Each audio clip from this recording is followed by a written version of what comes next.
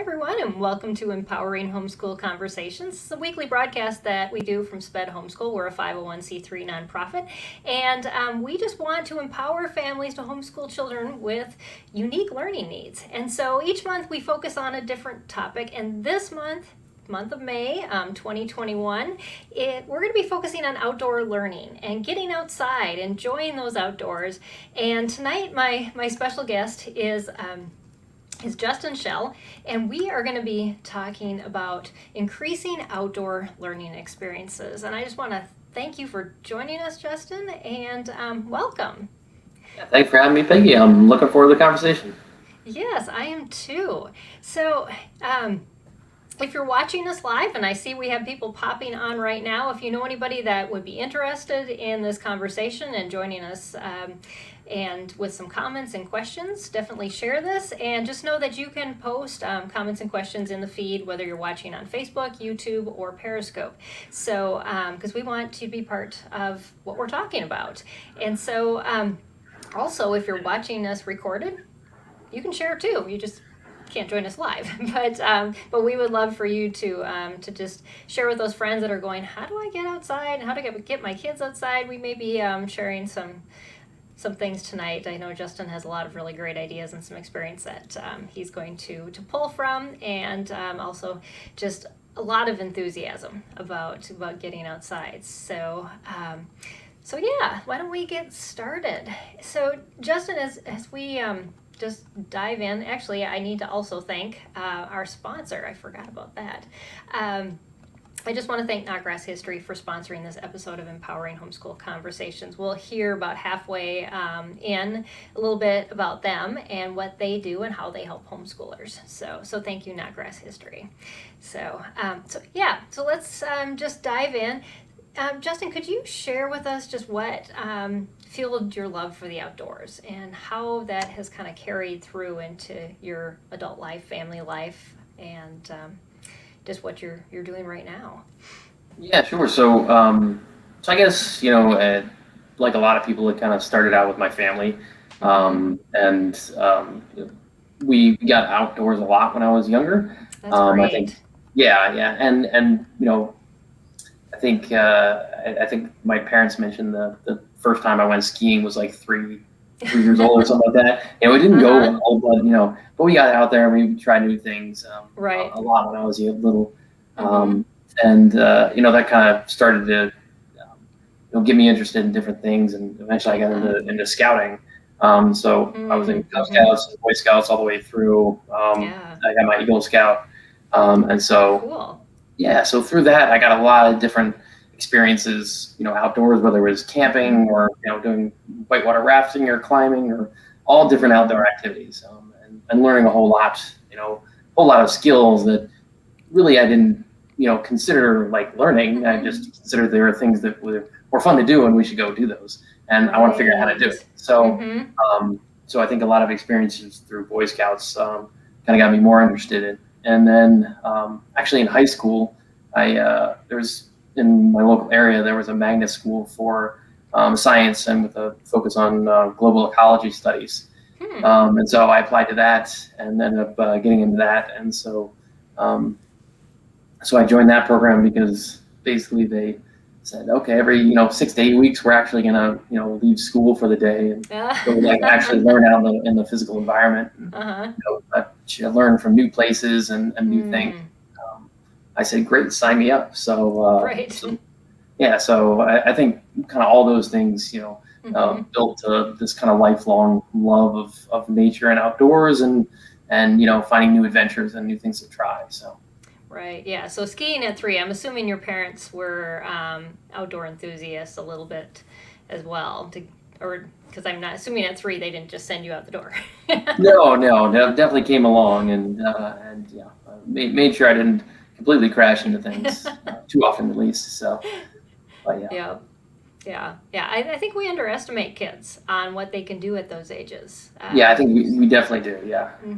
Because I learned to ice skate on single blades at 3, and Oh, so yeah, I think nowadays we kind of hold our kids back sometimes from those experiences, and so that's a good example. The skiing at 3, that's pretty risky because you just get going down that hill.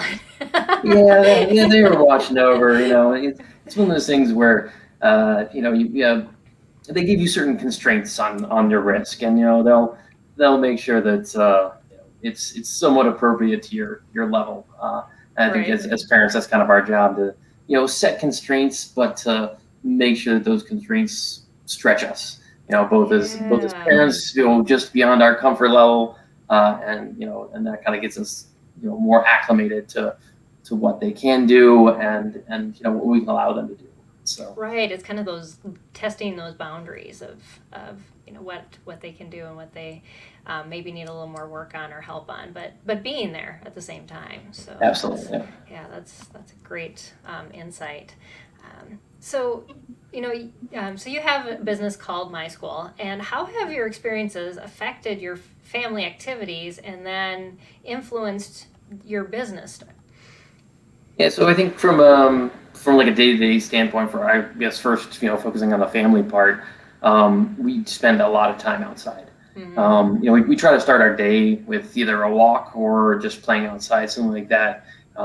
It really kind of helps us to start the day off right. You Yeah. kind of feel Mm-hmm. fresh and rejuvenated from being outdoors, and we do that year round.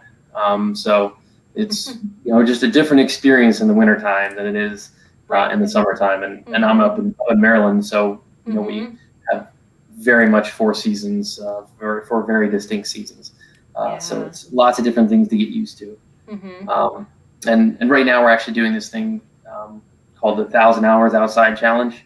And Huh. yeah, basically it's a woman who runs an Instagram account that has challenged everybody to get their kids to spend at least 1,000 hours outside over the course of the year.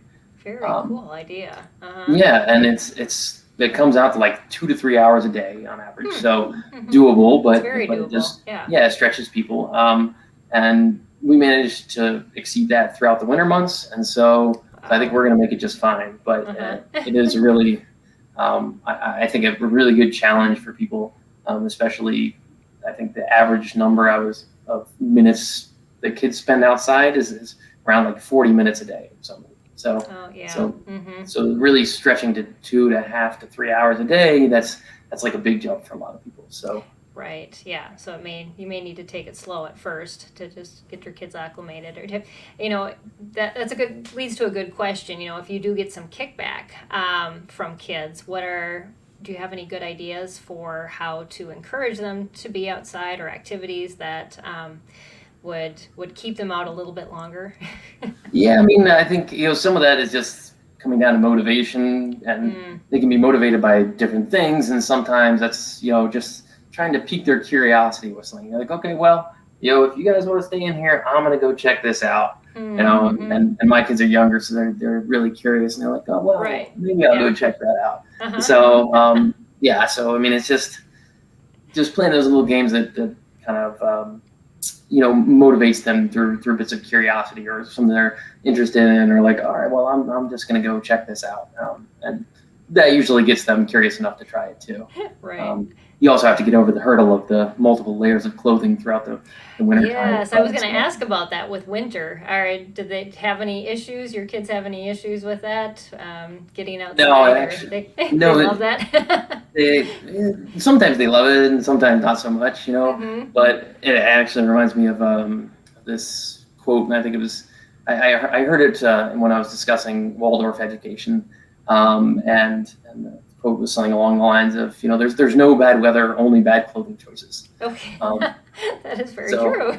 so yeah, you can really prepare yourself for any different weather, and things seem more more approachable when Mm-hmm. you're maybe You're well prepared. prepared for Yes, it, and then exactly. and Mm-hmm. also people tend to acclimate differently. So like if we lived Yes. in Mm-hmm. Alaska, and northern Alaska, and the weather was usually very cold, then you'd be Mm-hmm. like, okay, well, it's -25 today, maybe we'll try to stay inside a little bit more.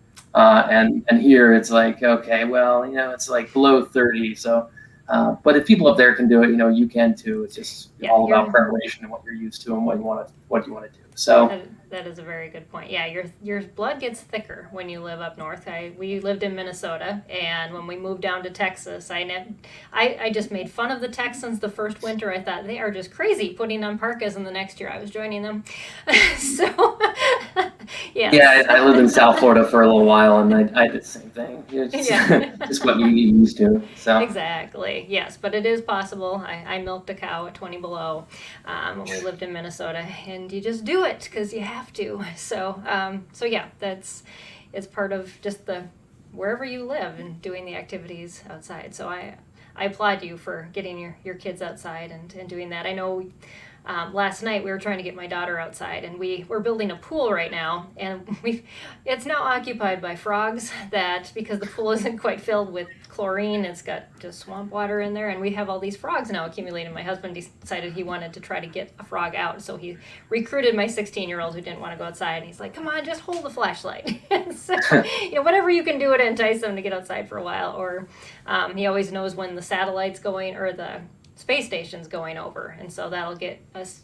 He's got a thing built onto his phone, so whenever the space station's going to head over, we all go outside and sit and watch the sky and watch that. I guess there's a meteor shower tonight, but anyways, so nobody told me about it. No, yeah, I know only my husband would follow those things. So yeah, if you're looking for something to do later, there's a meteor shower supposedly over North America.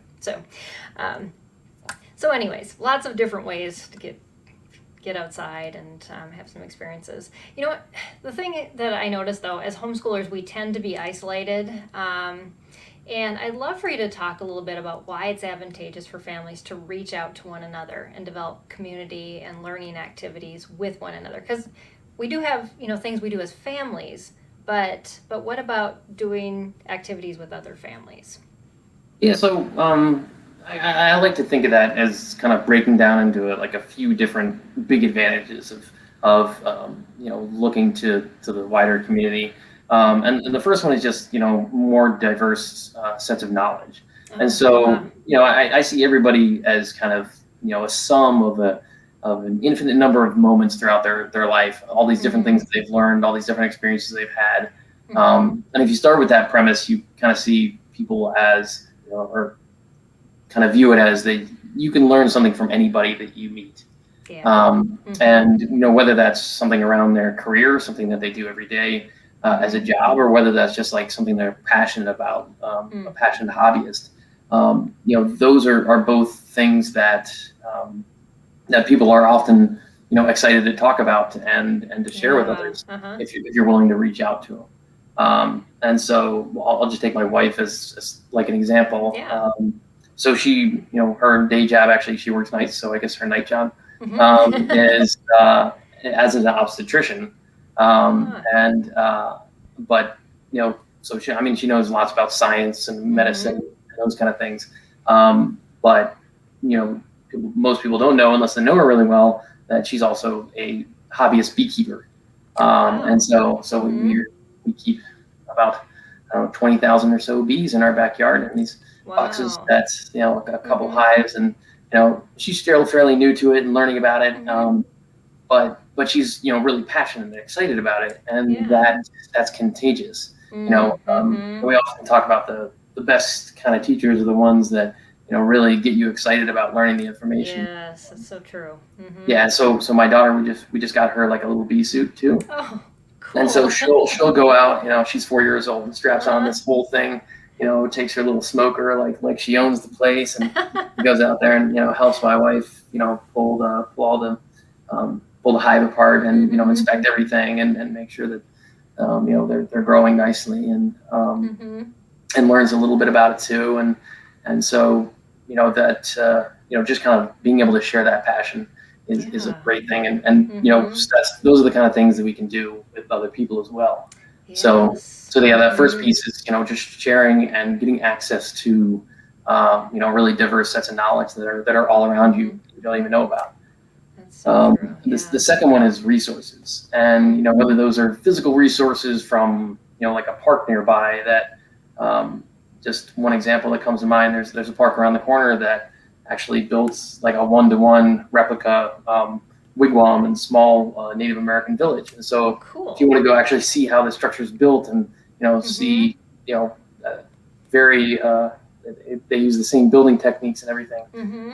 And so you can kind of read a little bit about that at home, but then you can go out and actually because that physical space is there, you can connect with it and say, oh my gosh, this is how it might feel. And so those memories kind of evoke that evoke more emotion and get those ideas to stick more deeply into your memory and really commit it to memory. Right. So I think access to resources is another big one. And the third one I think is when those two pieces kind of play together, and in finding different sources of knowledge and different resources, you're talking to other people, and that kind of inevitably leads to these social situations, and so you can you get that socialization piece that is, especially over the last year, has been really limited for a lot of people. So you seek out groups and you seek out resources and things like that interest you, and then you can connect with people around shared interests and find the right groups for you, and really tailor that to what you need, what your kids need. So it's really good for both the parents and the kids. So I think all those things kind of come together and really produce a really robust landscape that you can take advantage of if you know it exists. Yeah, and kind of just build community based on interests or maybe what you're studying that year. So on a variety of different things, or just something that comes up that looks, well, that looks interesting. Why don't we try it? Yeah, exactly. Like I didn't know I was interested in that, but I didn't know it existed either. And now that it exists, I kind of want to check it out. Yeah, yeah, that's what's great about people who are passionate is, they're willing to just open it up, and share to people that haven't. I've had people over to try my aerial silks that some said, I want to come back, and others said, oh no, I'm never getting on the thing again.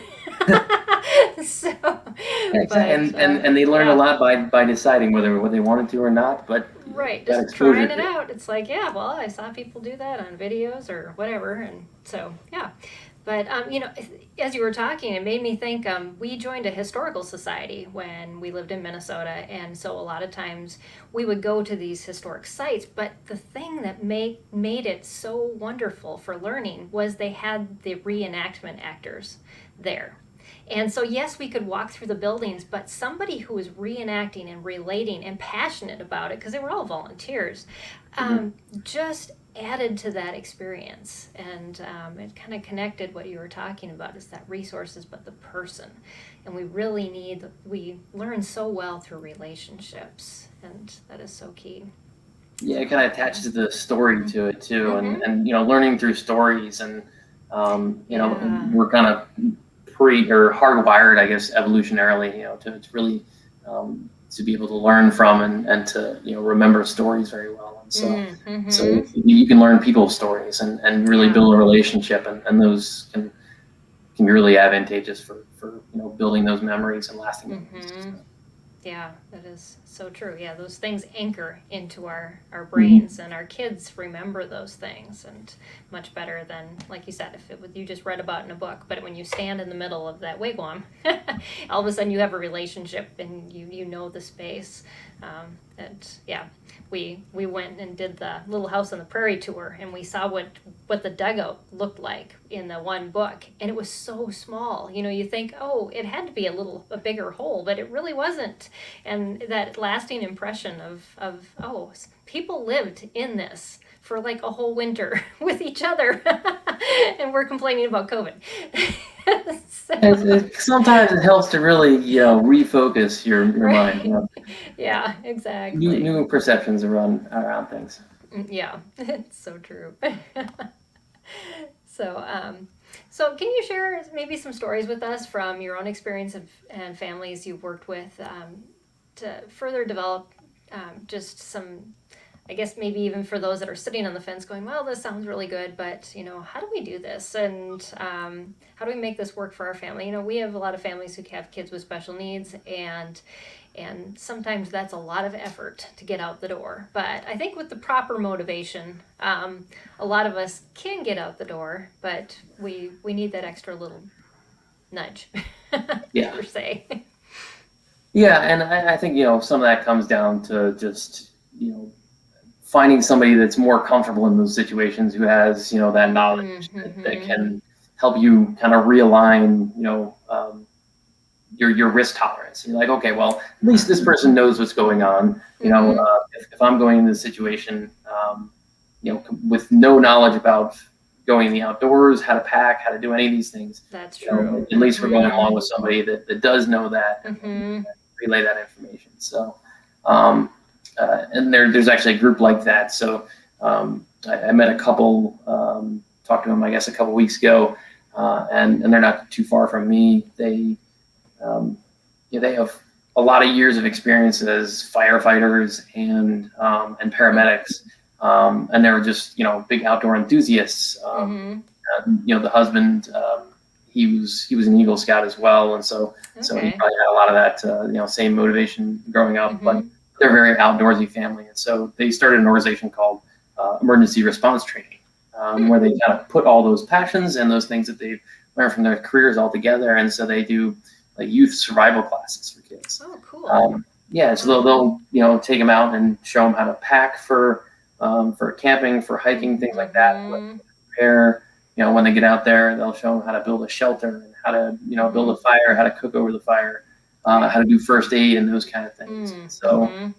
So if you don't know anything about it, those are great, fairly inexpensive, like crash courses on, how to do this. And then we'll actually get you out there and show you how to do it for the first time. And that can kind of give you the confidence and the knowledge that you need to at least have a point to start.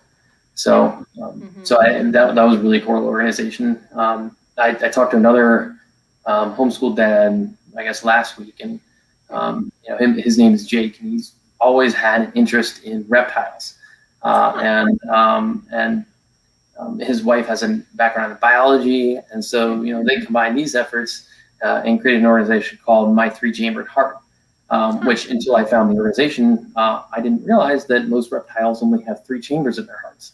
So 2 atria and 1 ventricle. And so I didn't know that either. I know this I had no idea. And I also learned the word herpetology, which is the study of reptiles, and all of these things I've just learned in the last week from chatting with Jake. That's really cool. And I haven't even been to the classes that they run. So they have, they have a number of snakes and lizards and turtles. And he said if everything goes well with their permits, they'll even have a crocodile soon. Wow. Yeah. And so, so they travel around and they give, they teach at their local, like a homeschool resource center that is nearby them. And then to other organizations, they go do shows and things that allow people to meet and touch and become more familiar and more comfortable around reptiles. And a lot of people have these fears of snakes, and so that might be like I really don't know about it, but maybe I'll learn a little bit about it, and maybe that'll give me a little bit more context to say whether we should be afraid of this and what we should watch out for. Right. So, and maybe as a parent having the fear, but allowing your kids to interact without you having to be the one holding it or getting it as a pet. Yeah. So I remember pushing my parents for a pet snake a lot when I was little. Never happened. No, okay. But, they held out. Yeah, that's totally fair. In hindsight, I think I feel that way about my kids now. So, but I think not all those things are science related too. So I was talking to a woman last week, and she's used to be an educator in a public school, and then stepped away to homeschool her daughter, and she's also just really passionate about early literacy and gardening. And she's like, why don't I just put those together? So she formed what's called the Reading Garden Club, and so she invites parents and kids to and they learn early literacy skills. Mm-hmm. And so it's both teaching the kids those skills, but also teaching the parents how to provide those skills. Wow. And so, yeah, you kind of get, it's like a education double whammy there. So you're just learning how, they're learning something and you're learning how to teach them more. Yeah. So really good opportunities for anything in the outdoors. And then one other thing comes to mind, and I think you had a woman named Abby Ranella back on. Yes, she was on in December. Yeah. And that was a very interesting interview. The nonprofit she runs, I think what's it called? Called Beyond. Yes. If I remember. And they're basically facilitating outdoor adventures for special needs families. Yes. And so there's, they kind of combine their passions and their knowledge and put it into this effort. And lots of families are out there doing those kind of things, but they're very hard to find. Yes. And so that's kind of one of the things that we're trying to solve, is to just make those opportunities easier for people to find.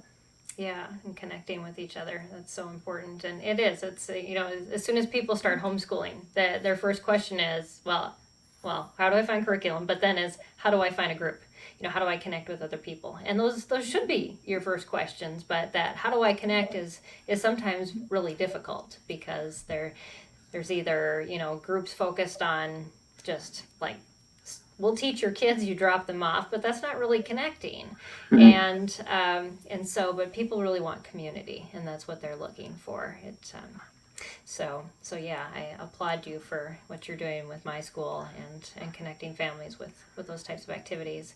I was, as you were talking, sometimes things like Boy Scouts, you were talking about, just if dads don't know how to camp, but that sometimes teaches the dad how to camp as well as the son. Yeah. Yeah, and my husband was involved in Civil Air Patrol for a long time, and they teach a lot of survival skills as well to students and a lot of other things. So there's organizations out there that can really help with connecting and more, not even homeschool related, but a lot of homeschoolers use them for various things. So. Yeah, and so whether they're just families or whether they're formal organizations, there's all these different resources right around that you can take advantage of the things that they can offer, and that can add a lot to your family and to their education. So. Yes, yeah, that is very true. So. Well, we're going to take a quick break because we're about halfway through our broadcast. So I'm going to let Justin pop off the screen for just a minute here, and we're going to hear from our sponsor, Knotgrass History. So stay tuned, because Justin has a lot of really good things to share just about connecting and how do we do that in this new era that we're living in. So I'll have you back in just a while, and I want to thank Knotgrass History for sponsoring this episode of Empowering Homeschool Conversations. I'm going to just read a little bit about Knotgrass History, their curriculum that gives parents a flexible set of tools that you can adjust to meet the needs of each student in your family. They use readable typeface in their books, making reading easier for students and parents. Hundreds of full-color photographs and illustrations provide a rich experience for visual learners. All the courses include hands-on activity ideas for students who like to write, draw, build, and create. Marilyn from Pennsylvania says this about Knotgrass History: "It is such a delight to see my son retain and enjoy history, especially as he has learning disabilities that make it difficult to retain information. Your curriculum is one of our victories." You can try Knotgrass History for free. Yes, I said free. See how it works for your family by visiting their website, knotgrass.com. And if you also would like to know, we've just done a whole bunch of unboxings and video reviews on our YouTube channel, so you can check out the Review Crew playlist and find those there. So thank you, Knotgrass, for sponsoring this episode, and we're going to bring Justin back, and so we have a question to start our next half an hour. So welcome back, Justin. Are you ready for a question from, I guess it's from a viewer on Periscope? Nancy asks, where do I look for resources around where we live? So that maybe just be a general question. How do we even start that process of looking for resources and connecting with homeschoolers? Sure. I think that kind of gets to the center of what MySchool is and what it can do. Mm-hmm. Just to tell you a little bit about it, our main goal is to provide people with three main things, and the first one is the ability to find people to meet, so other homeschoolers to meet, places to go, and things to do. And so that kind of hits that places to go thing. What kind of resources are right around you? So MySchool is a platform that anybody can go on and either say that I'm a local resource that people can use. These are the kind of things you can learn here from my organization, or you can go on and just say suggest a spot. And this is some local spot that it might be a museum or a it might be a co-op, it might be a nature center or a park or anything like that. And you can say, this is a place that we love to go. This is why we like to go there, and provide a little information about it and the address, and it'll plop it on the map. And so you can challenge your local, Facebook group or your local organization and say, hey, if everybody goes and puts on a few resources that they know, that'll start to build the local learning landscape right around your area. And really, you can access that diverse set of knowledge that your local community has, and in order to build out that map. And so that's kind of one way I think you would just go about finding those if you don't know what's out there. It's just to reach out to the community and in any ways you have, whether that's Facebook groups or whether that's email groups or whether that's a physical organization you belong to or a co-op or what it might be. But yeah, just challenge them, bring them all to the table. I just want to let people know, if they're listening to the podcast, that your website is myschoolatHome.io, because they won't be able to see the screen. But if you're watching, you can see the website down below us. So yeah. But that's great that you offer that, because it gets to be so confusing, and then you wonder how far away from me is that. But if it's on a map, then you can easily access that and figure out those things. Because somebody says they're in Houston here, they could be 2 hours away from me, instead of just in my, maybe they're in my neighborhood. I don't know. But yeah, so that's a good resource to have. So thank you for asking that question. And if you have a question or comment and you'd like us to build that into our conversation, we welcome you to do that. So we are live right now on Facebook and YouTube, as well as Periscope. And also, speaking of links, Justin has shared with me a bunch of links for different things on his website. And if you're watching on the YouTube channel, those are already in the description. So you can just click on those right there instead of having to try to enter that information in off the screen. So that's helpful. But I'd love to start this time talking about maybe some research to consider for parents who still may not be convinced to get out of their comfort zones to connect with others, especially in light of the COVID restrictions and concerns. What do you have to share with us on that? Yeah, I think there's a lot of research on learning outside and then learning with other people. I gave a talk about socialization specifically at a recent virtual conference. Due to COVID, everything's kind of online. Yeah, and there's advantage to that in the long run. We'll see, but but there is a lot of research about the importance of going outside and learning outside and learning with other people outside. And the big one that comes up a lot of the time, first off, is just the fact that your body needs that sunlight to produce vitamin D, and then there's a lot of advantages from a physical standpoint, because your body requires that for a lot of processes like bone development, immune system health, and those kind of things. So just getting out and just being in the sunlight can be advantageous. Yeah, another thing is exercise. For your Mm. physical well-being, getting out and just having the kids run around for long periods of time. It's easy to do, and gets them out there for long periods of time, exploring, and you don't have to focus on exercise. It's just kind of a byproduct of getting them outside. Mm-hmm. And another big one I think is around unstructured play, and you can Mm. do that inside, but it's really there's a lot of advantage to doing it outdoors. Hmm. Both the fact that there's less rules because there's Yeah. not as many things are going Uh-huh. to break. Um, Mm-hmm. That's there's very there's more true. space. Was that? Mm-hmm. Oh, I said that's so true. Yes, we have,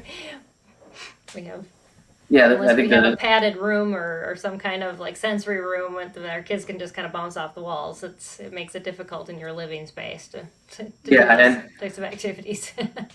that reminds me. My wife sent me a saying the other day, and I don't know where it's from, but it said,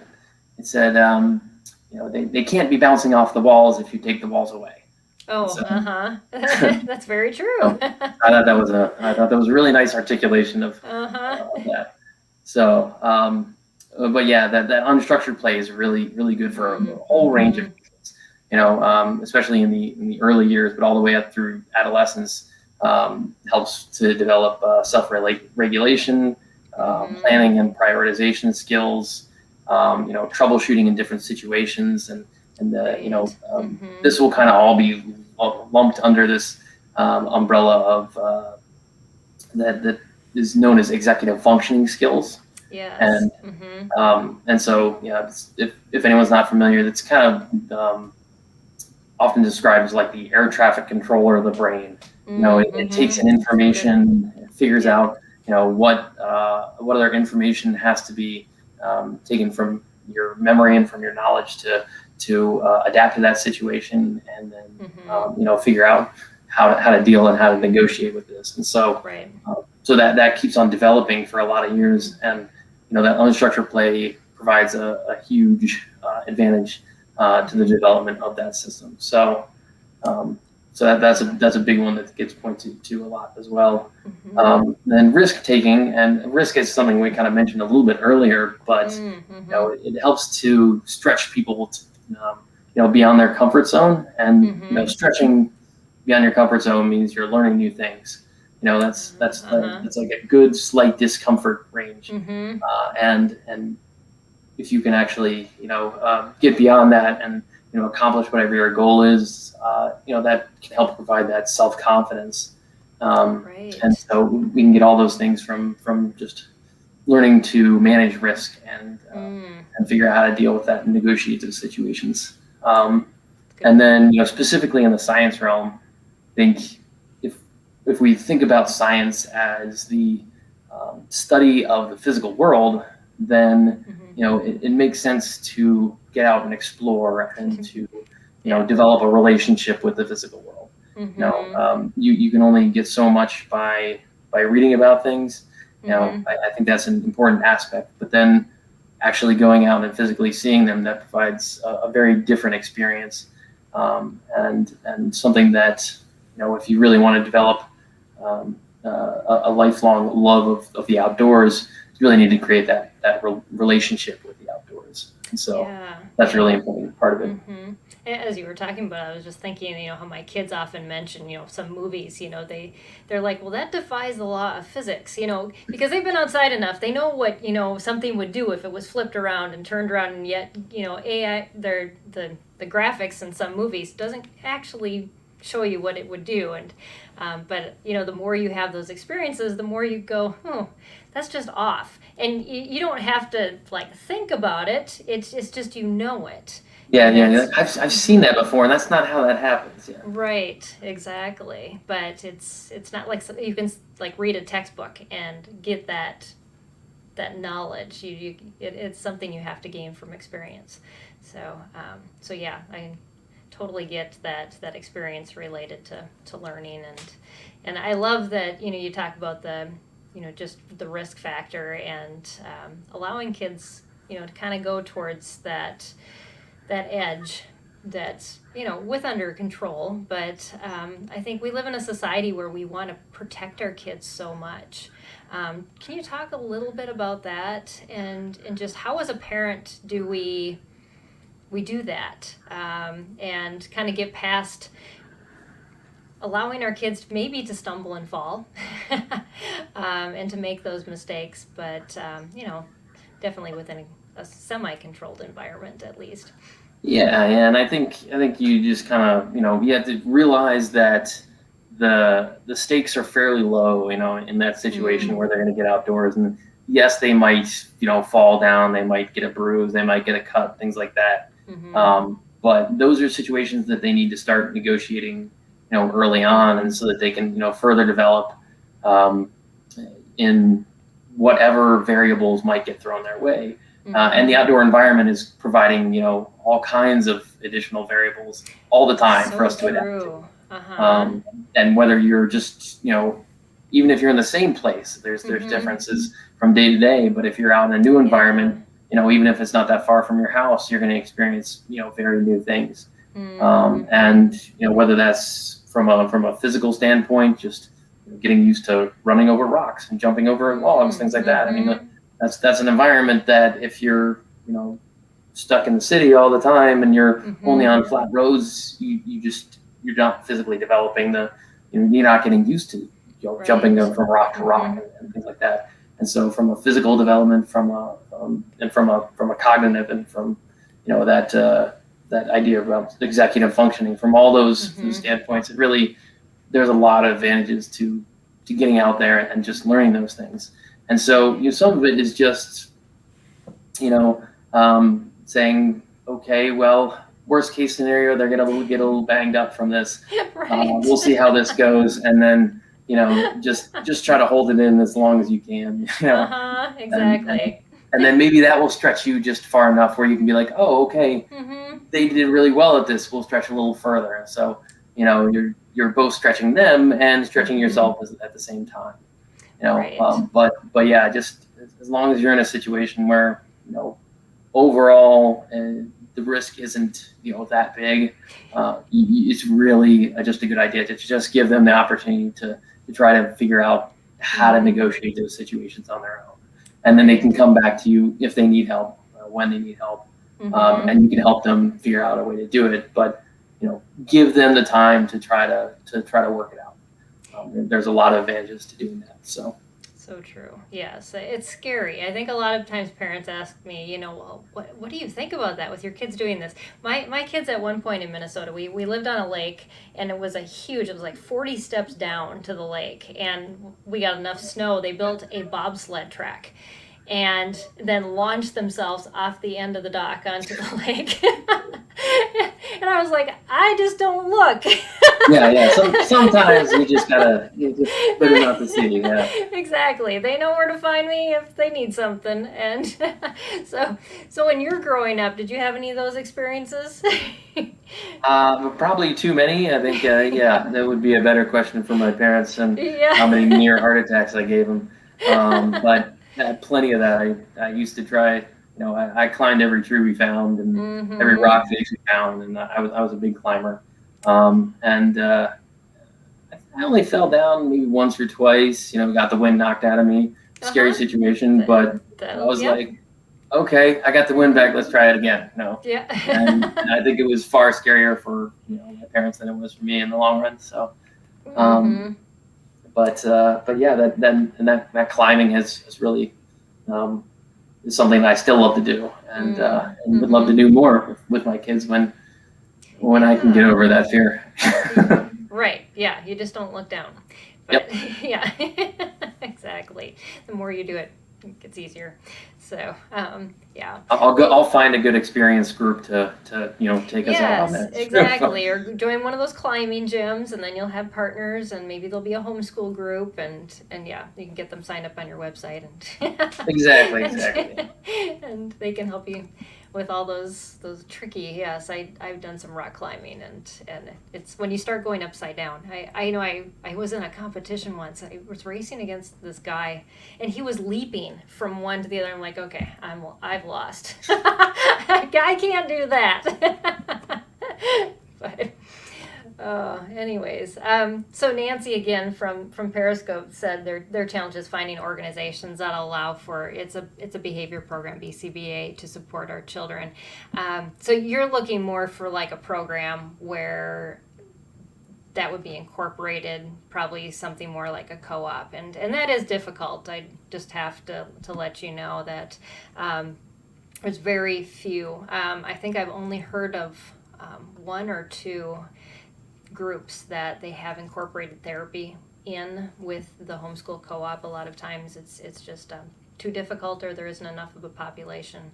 And so I just encourage you to keep looking and maybe start connecting with other parents who have kids with similar needs. And we create things out of the necessity. And so, I mean, that's what Sped Homeschool started out with. And I know, Justin, you're trying to create a community so your kids have people to relate to as you homeschool them. So we just do those things to get connected and create the communities that we want for ourselves as well as for others.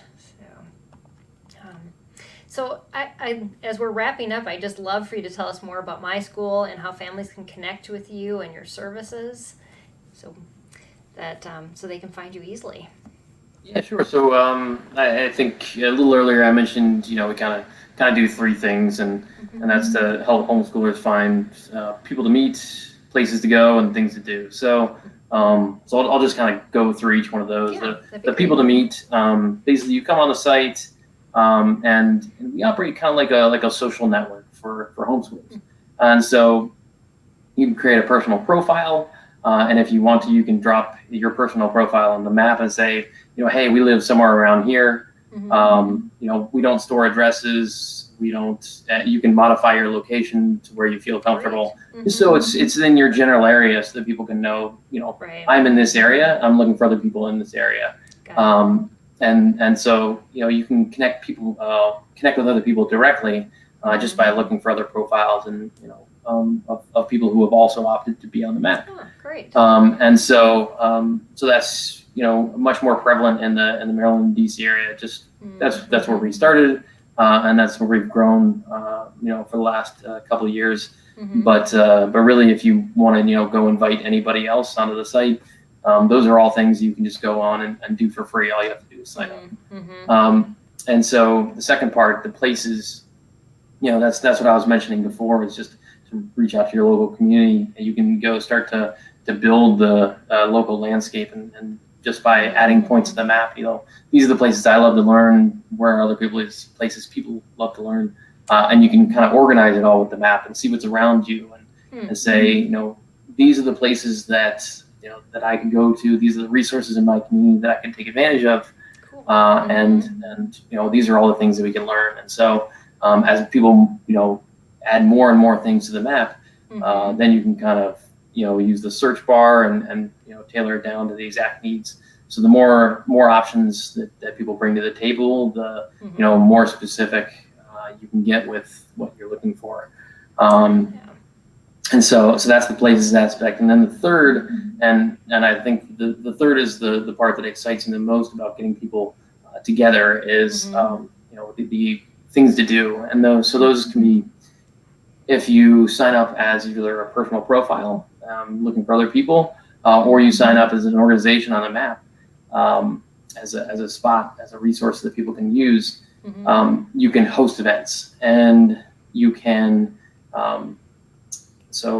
that might be something that's more informal, like a meetup, if you're looking just for other parents with a similar kids around a similar age or around a similar interest or things like that. Hey, we're meeting up at this park just for a park day, and you can organize one of those.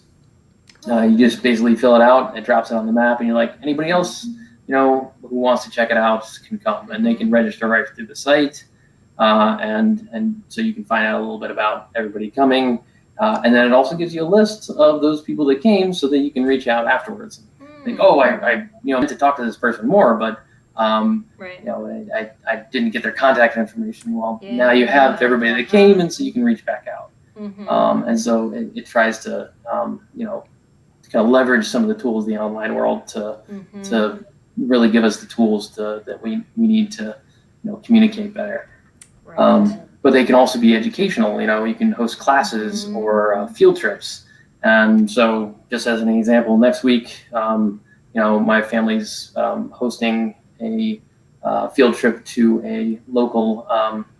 They're called the Conservation Society of Micropidae, which I wasn't aware of beforehand, but apparently that's the family that kangaroos and wallabies belong to. Oh, and so you can go and learn about them and actually, physically interact with the kangaroos and wallabies that they have on site.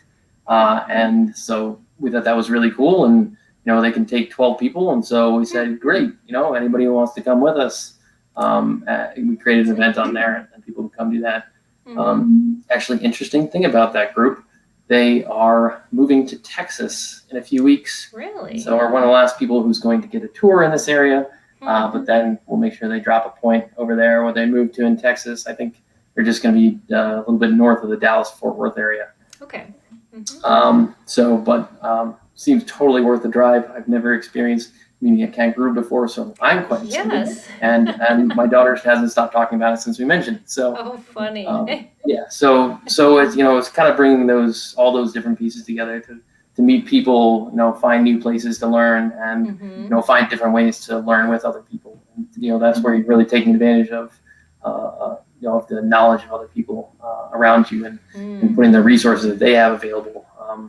They invite other people to join them for those experiences. So. Awesome.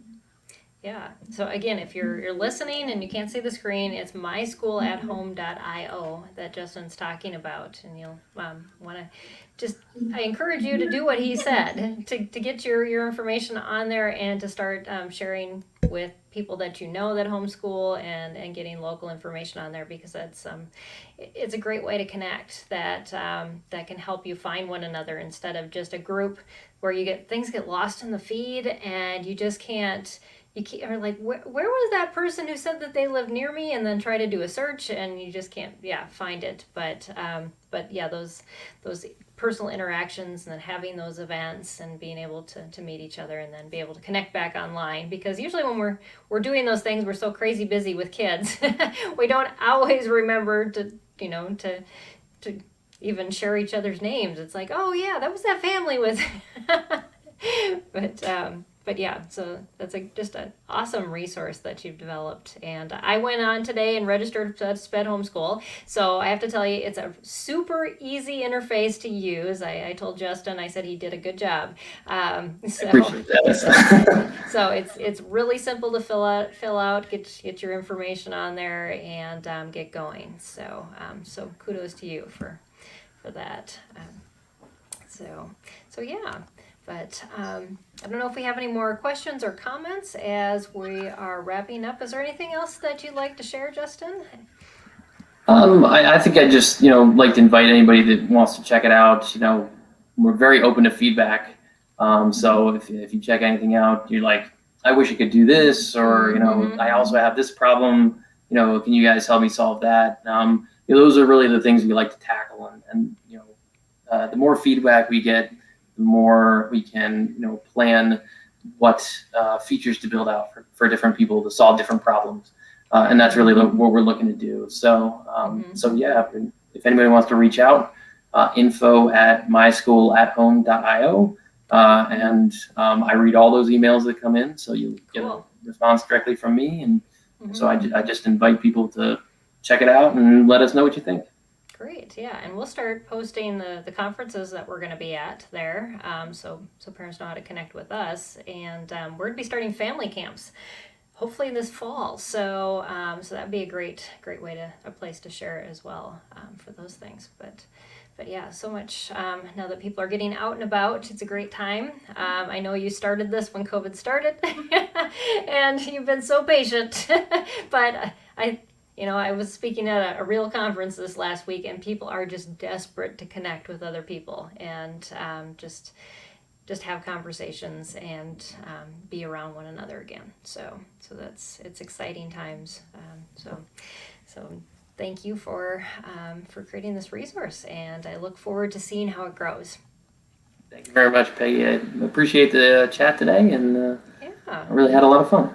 Yeah, this was great. I just want to thank all of our viewers too for joining us, and also for our sponsor, Notgrass History, for sponsoring this episode of Empowering Homeschool Conversations. Definitely check out their website. Like I said, they have free software, or not free software, but they have free curriculum that you can try out. They have free samples of every single curriculum that they have on their website. So you can download those PDFs and try them out. And so lots of great parent helps too that our reviewers can tell you about. So check out them at notgrass.com. And I'm trying to remember what we're talking about tomorrow. Oh, I have a return guest. Dr. Daniel Franklin will be back, and he's going to talk about creating successful outdoor learning experiences. And so how do you teach and make sure your kids learn what you'd like them to learn? And so we're going to be continuing talking about outdoor learning, and hopefully continuing to encourage you to get outside. Like Justin was saying, there's so many advantages to us getting outside, and I love that challenge that you were talking about. Just that little bit adds up as we spend our time outside with our kids. And so yeah, well, thanks again, Justin, for your time. I appreciate it and all that you had to share with us. I wish you success with MySchool and everything that hopefully there's a lot of people connecting over the summer and into the fall. Hopefully. Thank you very much, Peggy. Yeah, you are welcome. I think we have one more. Somebody wanted to know, can I ask the meaning of SPED? SPED stands for Specialized Education. So we know that some kids just need their curriculum, their teaching tweaked, and those are unique learners, and so we call it SPED Homeschool. So that's where that came from, and so yeah, it is. But we've kind of changed our tagline a little bit to empowering, because parents need to be empowered when they're teaching struggling learners. And I think one of my guests at one point said 70% of kids can contort themselves to fit into any type of curriculum or any type of learning experience. It's those 30% that we have to change the environment, we have to change the way we teach and the materials we use. And so those are the parents, the families that we are supporting, and even as I told parents last week, I was talking about creative curriculum, is even typical kids, they get sick of contorting themselves sometimes. And so what Justin was talking about with getting kids out and playing, that's their natural learning environment. It puts your mind at rest, but you can still learn. And so what a better time when the weather's getting good, get outside. So, yeah. All right. Well, thank you, Erica, for your question, and thank you, Justin, again for joining us. And thank you all again for joining us on Empowering Homeschool Conversations. And we will see you next week, right here, same time, same places. Bye, everybody.